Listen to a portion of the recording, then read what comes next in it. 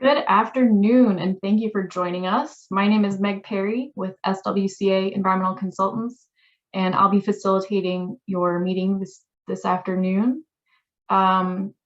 Before we begin, we're going to explain how to access live interpretation in Spanish and Korean for this meeting. Thanks, Meg. Muy buenas tardes. Le queremos dejar saber a todos ustedes que esta reunión será interpretada en español y coreano, así es que para poder acceder al canal de audio, usted tendrá que hacer clic en el botón de interpretación, que es un icono de un globo o un mundo en esta barra de tareas de la plataforma de Zoom al fondo de su pantalla. Después aparecerá un menú y entonces usted podrá seleccionar el idioma. Gracias. Thank you. I'll hand it over to my colleague Sue for Korean instructions. Sue? Yes, thank you. 예, 안녕하세요. 이 미팅은 스페인어와 한국어로 통역이 제공이 됩니다. 통역을 들으시기 위해서는 줌 여기에 태스크바 밑에 보시면 그 지구본이 보이는데요. 그것을 누르시면 거기에 한국어와 스페인어를 선택하실 수가 있습니다. 한국어를 누르시면 그 다음부터는 한국어 통역을 실시간으로 들으실 수 있으십니다. 감사합니다. Great, thank you. So for anyone who wishes to listen in Spanish or Korean, you can click on the little globe interpretation symbol in Zoom to select Spanish or Korean. If you'll be continuing in English, you don't need to do anything. All right.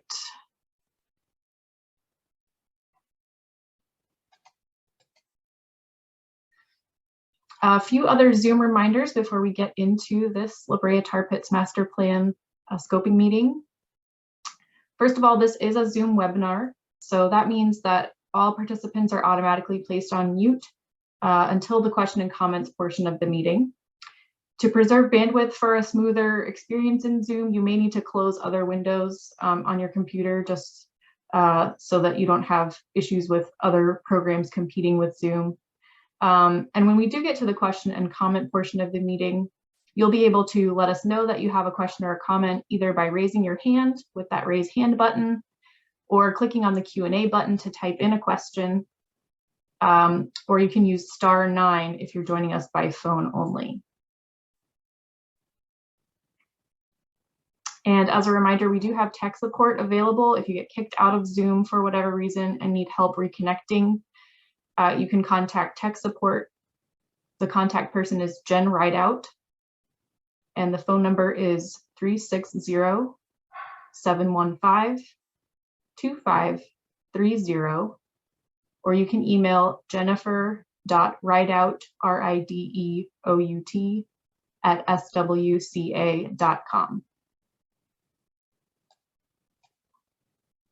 So with those reminders, once again, thank you and welcome to this scoping meeting for the La Brea Tar Pits Master Plan Environmental Impact Report.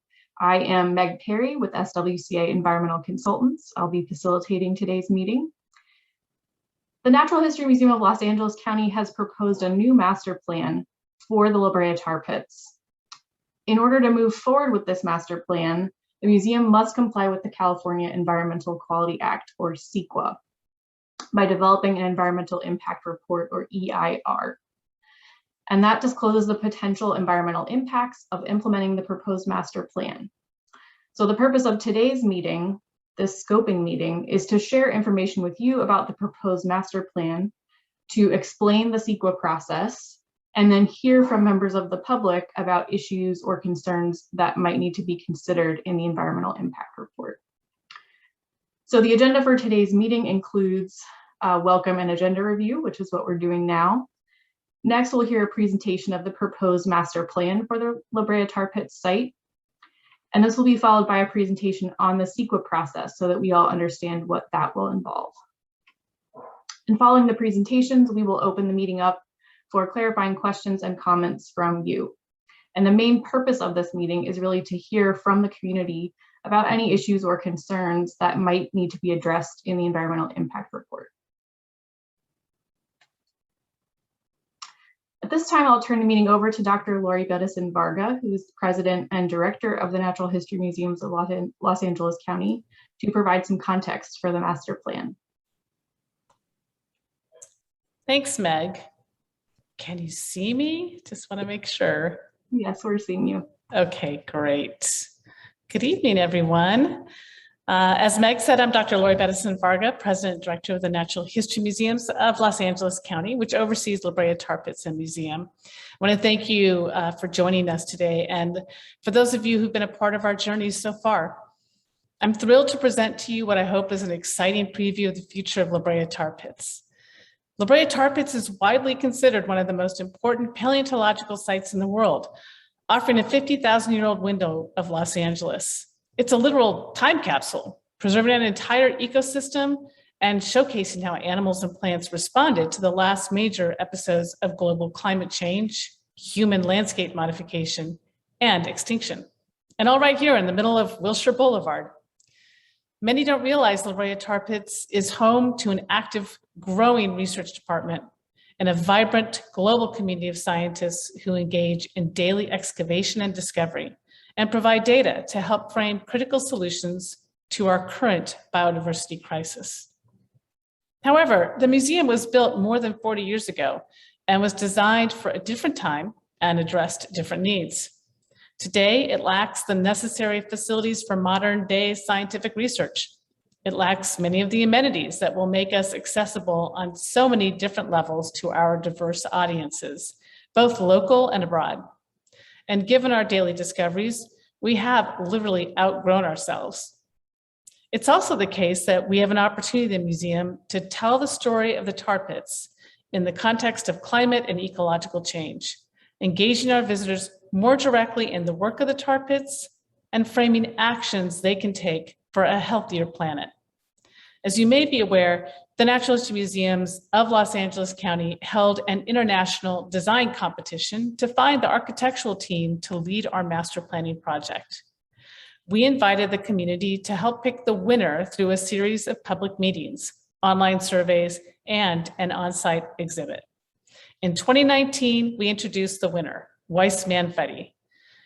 Then, at the end of last year, we invited the community to a series of in-person and virtual events to get a sneak peek of the proposed redesign and even take a tour to see how the 13-acre site will be transformed. We also shared our plans with neighbors in everything from mailers and e-blasts to full-page ads in the local newspaper. Perhaps that's what drew some of you to today's meeting. At the heart of our master plan vision is a new 1-kilometer looping pedestrian walkway that redefines Hancock Park and the museum as one unified identity and creates a more dynamic visitor experience by enhancing visibility into the museum collection and scientific activities throughout the property. A cornerstone of this plan is the preservation and enhancement of public green space. Living here, we all know open space is rare and valuable, which is why it's essential this site remains open and accessible to all. We will preserve and renovate the park space with new public amenities that will appeal to diverse interests, from picnic areas and playgrounds to spaces for bird watching and quiet reflection. Over the last several years, we've seen quite a transformation happening on Miracle Mile, most recently with the opening of the Academy of Motion Pictures Museum, as well as LACMA's own reconstruction project, and the upcoming Purple Line. And with our transformation happening in the near future, there's no doubt that the Miracle Mile is poised to be a bucket list destination like it's never been. I want to assure you all that as a museum of, for, and with Los Angeles, we are committed to preserving the integrity and accessibility of Hancock Park for its neighbors.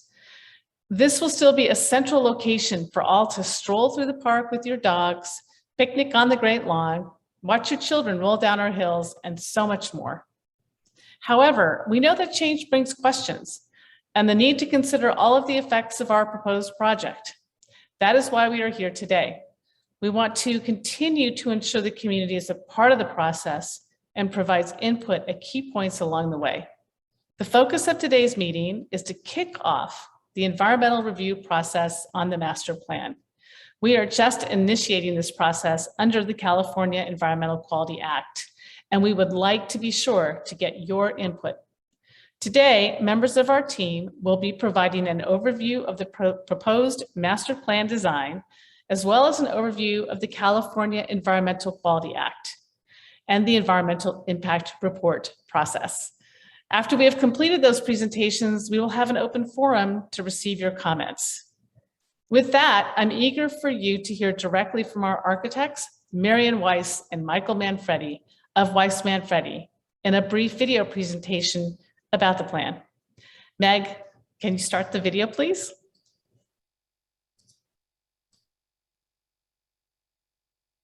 I'm Marian Weiss, partner, Weiss Manfredi, Architecture, Landscape, Urbanism. And I'm Michael Manfredi, also a partner at Weiss Manfredi. We're thrilled to be here today and to have an opportunity to give you a little window into what has been a journey over time, but also about a place that has had an extraordinary history over time. La Brea tar pits are like no other place in the world, and this is a project for us that's once in a lifetime.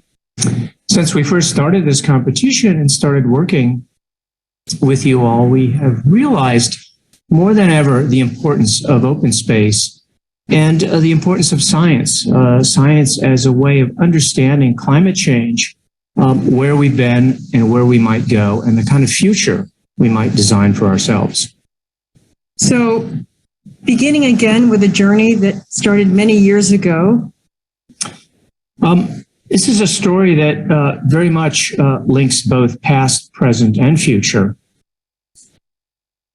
And here the past, quite literally, is bubbling up in a city that very much is defining its future as we speak. And yet there are lessons to be learned in this past. With climate change, we're discovering that the Pleistocene is an incredibly important era with all sorts of discoveries and opportunities to think about how we might start as a species to shape a more intelligent future. And that idea of science actually happening in real time on this site in the middle of a city like Los Angeles is a totally unique opportunity. It does not exist anywhere else in the world. And this sort of sense of science being an active protagonist, is evident in the discovery of these fossils, a sort of sense of how our world has been shaped over the last millions of years. And yet, it's also a story that's very much about spectacle, about drama, the drama of life and death, the drama of survival on Wilshire Boulevard. And here we have an opportunity to think about the importance of open space, public open space, but also the relevance of science in shaping our world and in us better understanding our world.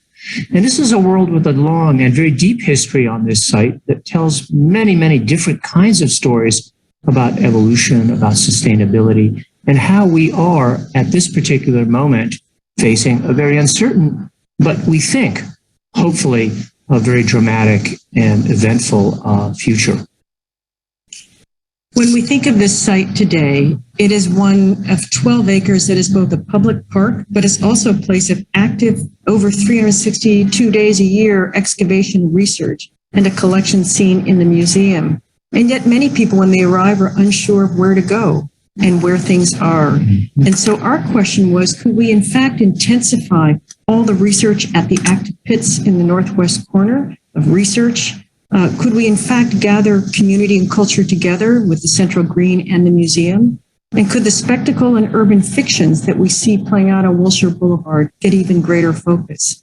And as we imagine each one of these intensified precincts coming together as a loop, we could also envision that the Pleistocene in many ways at the gateway to Wilshire could be played out with that 2.5 million year old history of change as your gateway, the community and culture at the center, and then research and revelation even further at the northwest corner.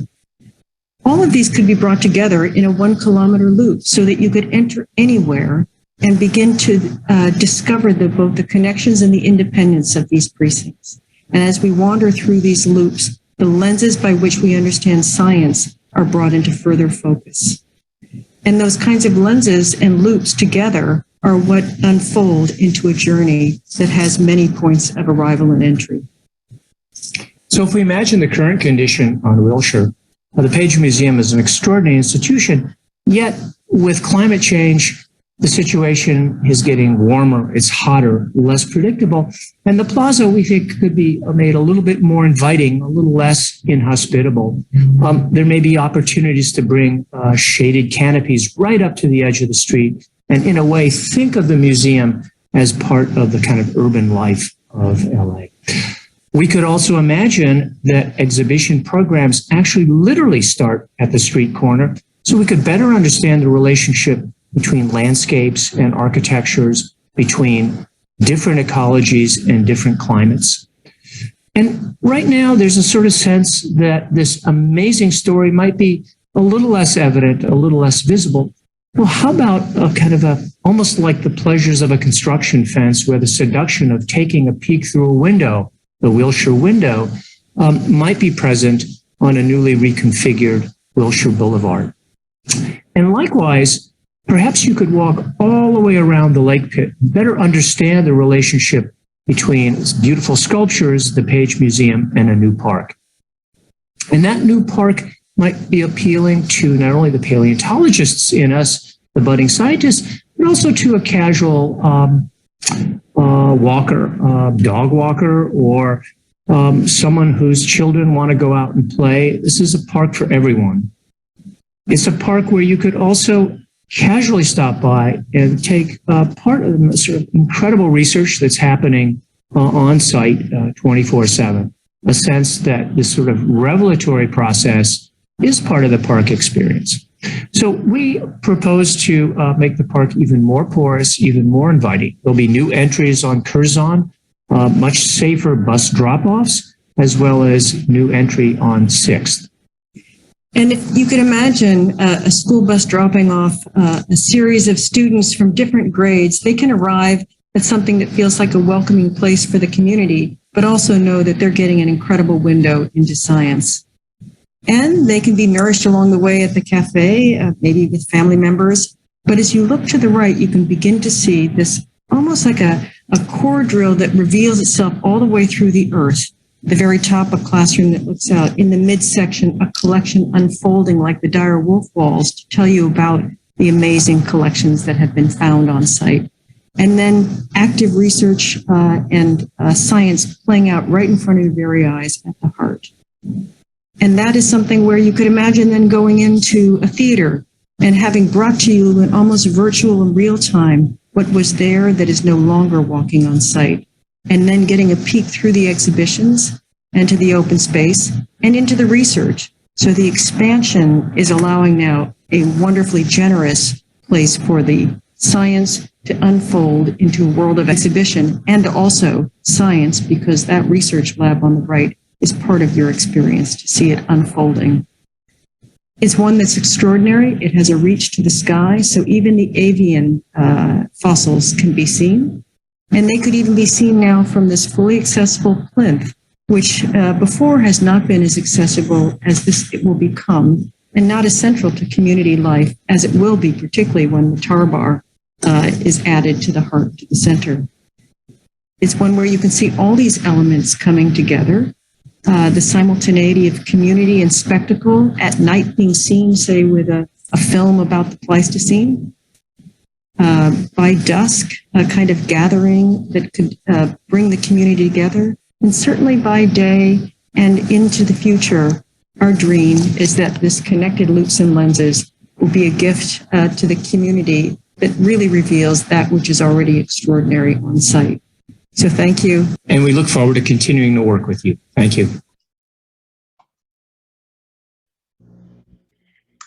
Great. So hopefully that gives you a bit of a sense of the vision for the changes to the La Brea Tar Pits site.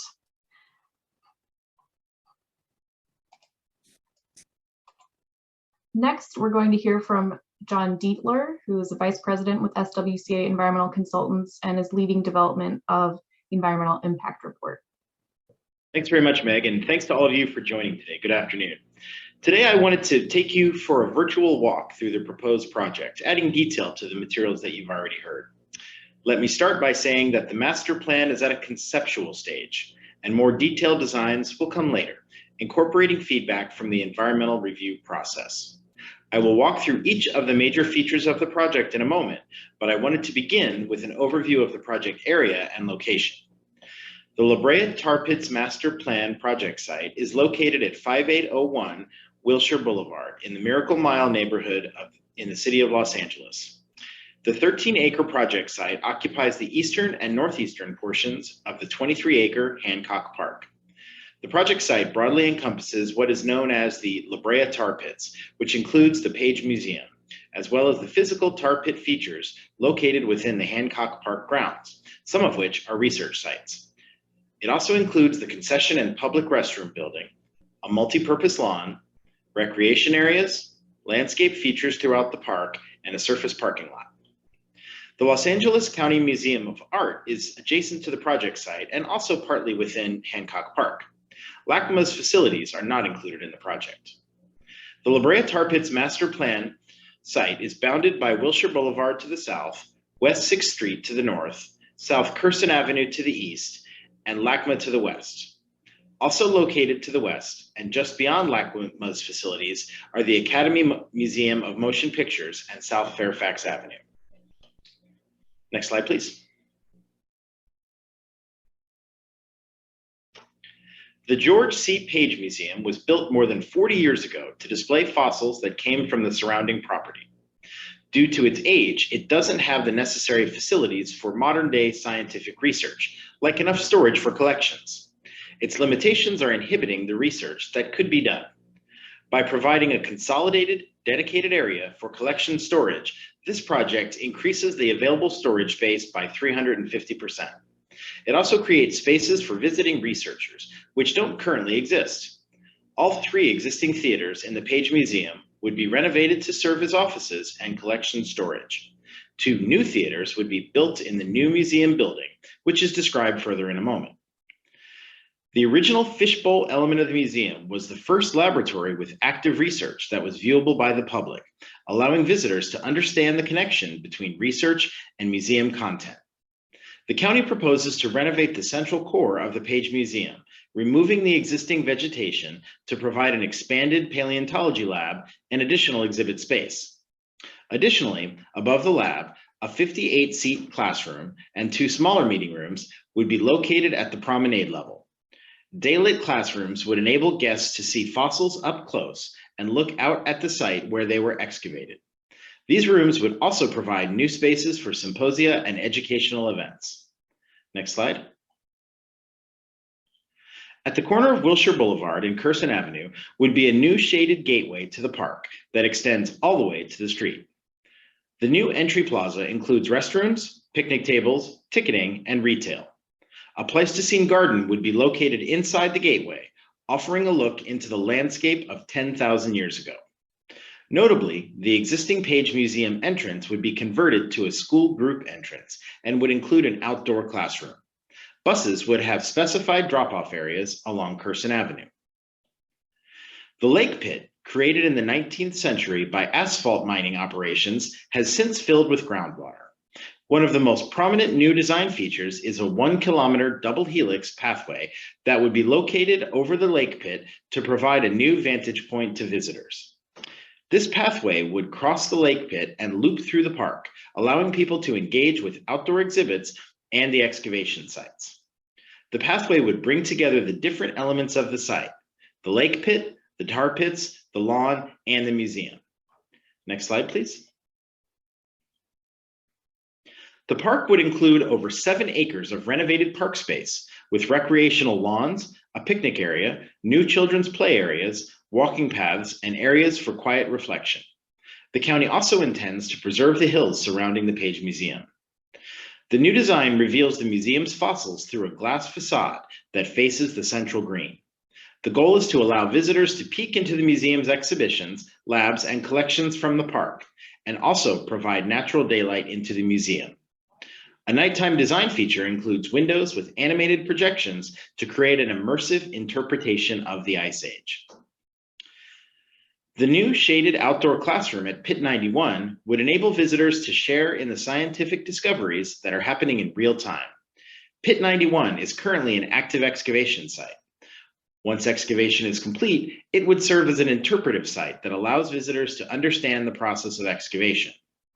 The other tar pit sites within the park would also be designed for better viewing, shade, and seating. The historic observation pit would be renovated with enhanced interpretation to continue telling the story of this unique and important fossil site. Historic Oil Creek would be maintained as a stormwater management swale and would include appropriate plantings and trees. Next slide. The new exhibition building would nearly double the museum size, adding approximately 40,000 square feet of space. The new exhibition building would be a maximum of 30 feet in height and be located adjacent to and northwest of the Page Museum. The additional exhibition allows the museum to present more of its vast collections. The new museum building would include an extended central lobby, exhibit spaces, 2 theaters, a mechanical equipment room, research and collections rooms, administration spaces, and a loading dock. The first floor central lobby would face southwest towards the central green. An updated retail site and cafe would be located off the lobby and look out over the central green. The existing terrace on the Page Museum's roof would be expanded to create a platform to connect the 2 museum buildings and allow for more gathering space for the public and provide a view into the exhibition areas. Next slide, please. There would be 3 pedestrian entrances to the museums, including the park entrance and street entrance from the parking lot leading into the central lobby. The new entrance from the 6th and Curson side of the museum, where the parking area would be located, would lead to the central lobby with views all the way through to the park and excavation sites. The parking area would be redesigned to include more trees, stormwater retention, and landscaping.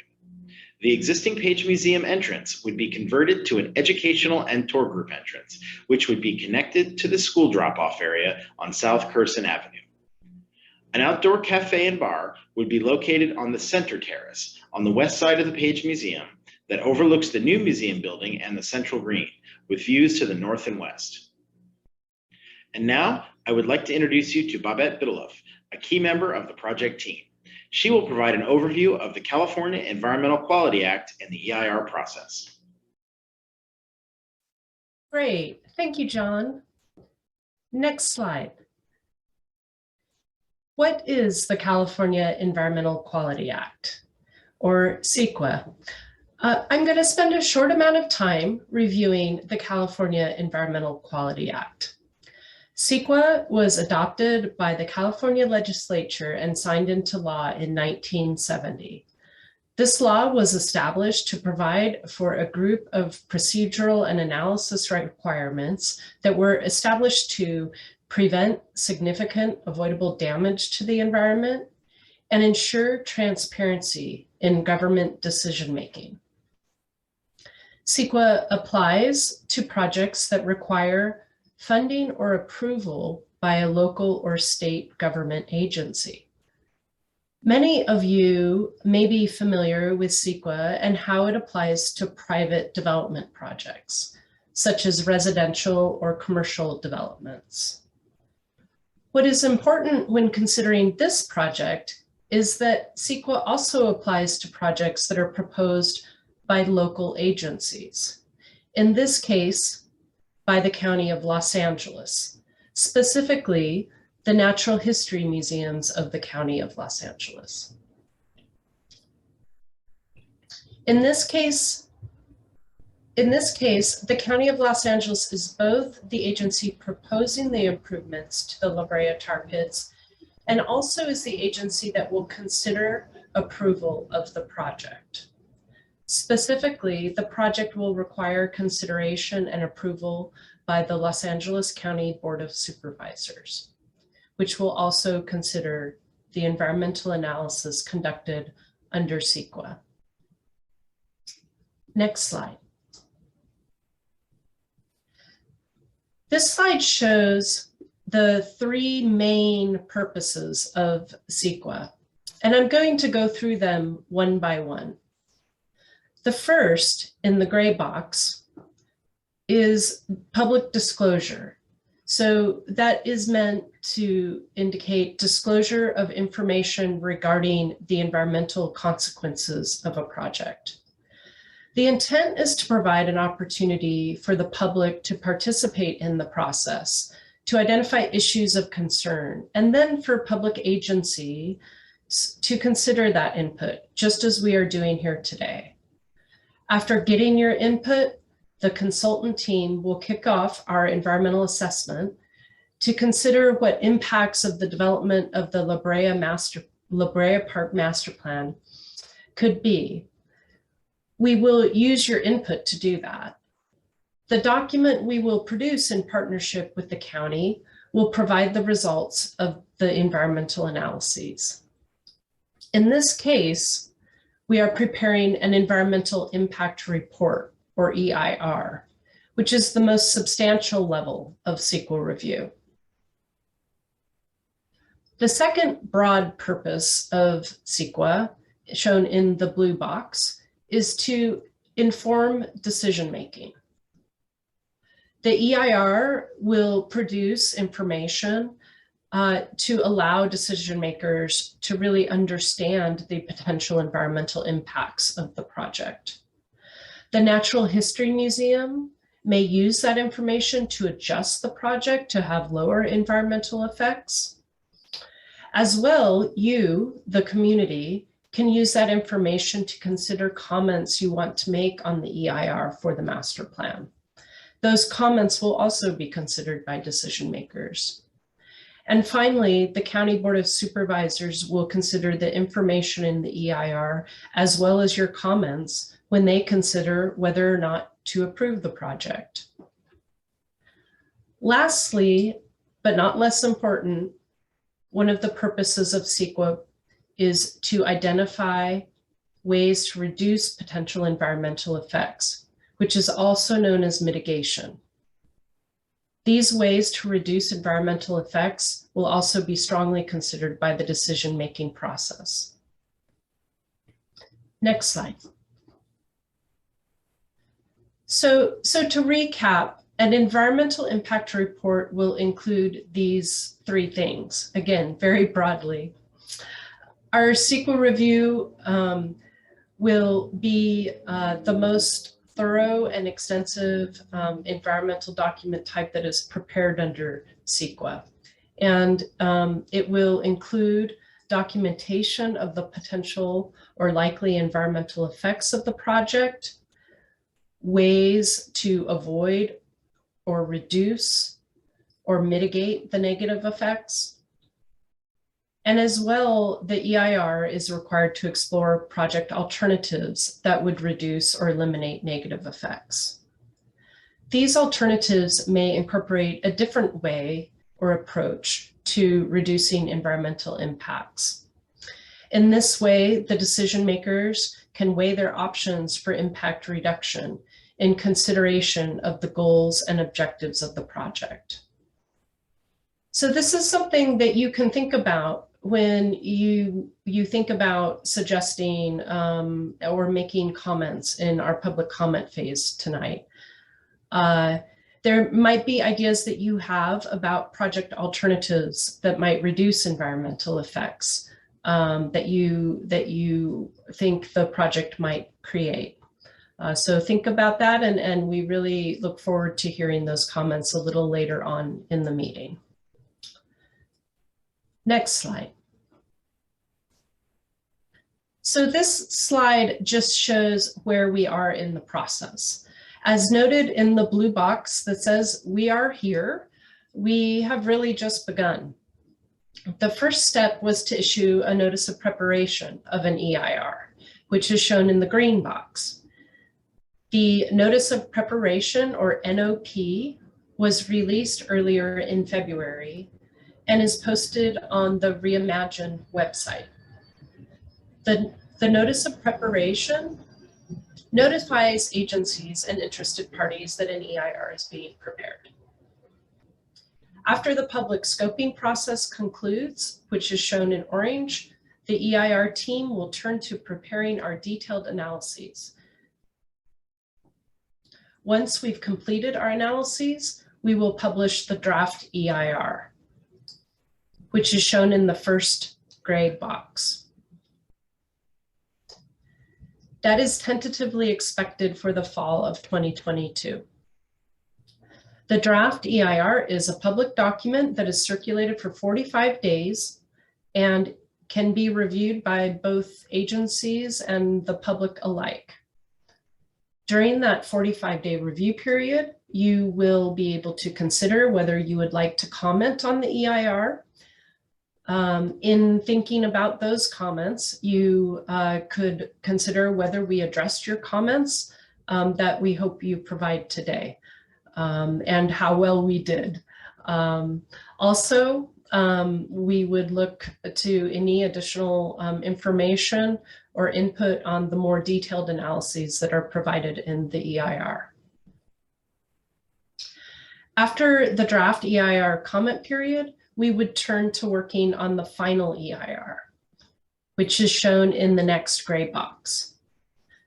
The final EIR will include both what was included in the draft EIR, but any revisions that we feel are necessary after considering your comments to address those comments and any updates we might see need to be made to that final document.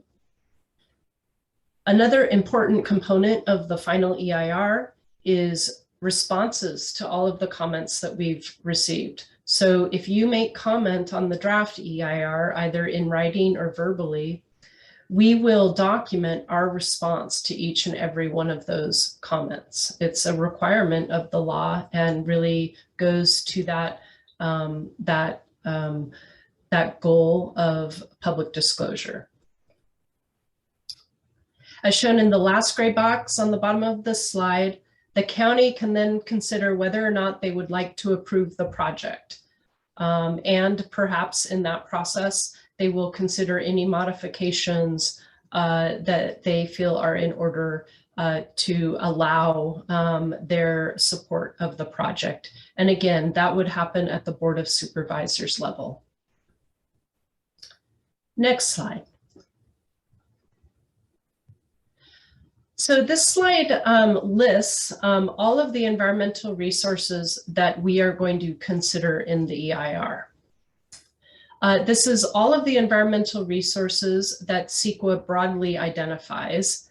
And as I mentioned, we will be doing a full EIR. So our EIR will include and address each and every one of these topics. As we move into the comment period, think about whether there are particular locations or topics within these broad impact subjects that you would like us to study. Of course, we have our own thoughts about that, but we really want to make sure that we supplement and modify our thoughts with your input. I'm going to actually read this list for you for the benefit of our Spanish and Korean participants.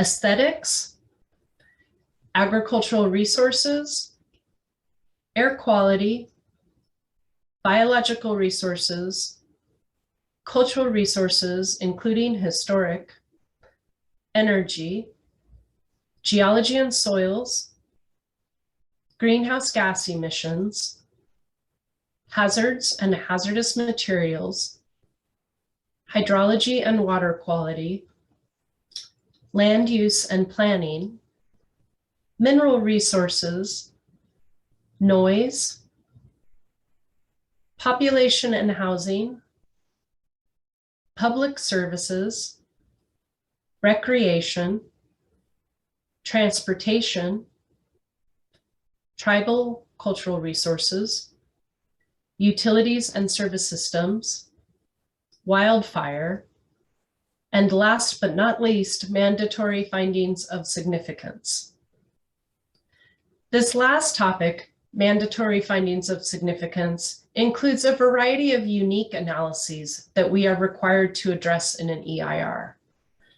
Of particular importance to this project in this broad category is cumulative effects, which means we need to consider the impacts of any and all of the projects in the area that might combine to create greater impacts when constructed or happening together.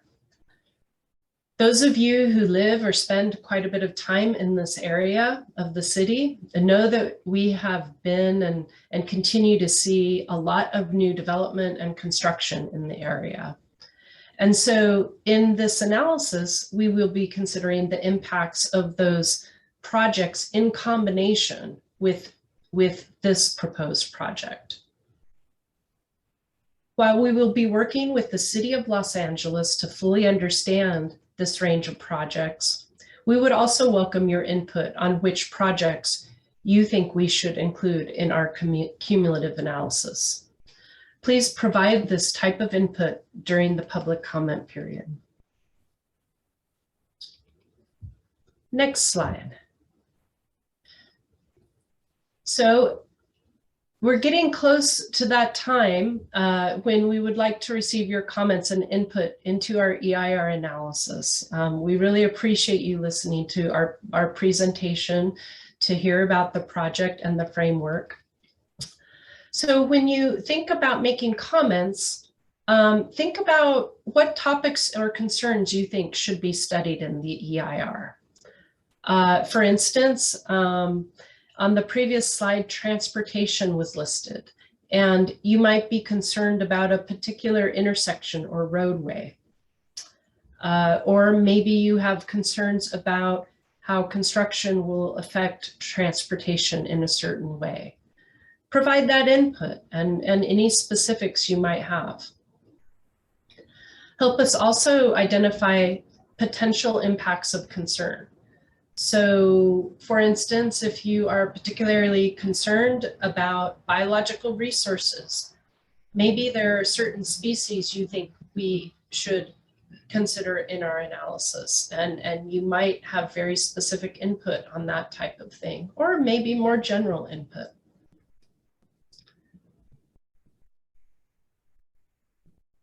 Lastly, we want to hear from you on ideas of ways to address concerns. So this might feel a little premature, but it really can help us to brainstorm or to get your input on mitigation measures or alternatives for the project that might reduce negative environmental effects that you think might happen with project implementation. Next slide. So this last slide just provides a summary of ways to comment. First, you can provide comments today or tonight verbally at our meeting. Meg will open up that session in a minute or two. Second, you can provide your comments in written form via email. You would send your email to reimagine@tarpits.org. And then the third way to provide your comments in written form is by mail. If you would like to send them via mail, you would send them directly to Richard Hayden. Richard is the Assistant Deputy Director of the Natural History Museums of Los Angeles County. And at this time, I'd actually like Richard to turn on his camera and say hello to the group, since Richard will also be helping us answer clarifying questions in the comment period. Good evening. Thanks, Babette. Good evening, everybody. Super. Thank you, Richard. So if you do decide to send comments by mail, like I said, send them to Richard.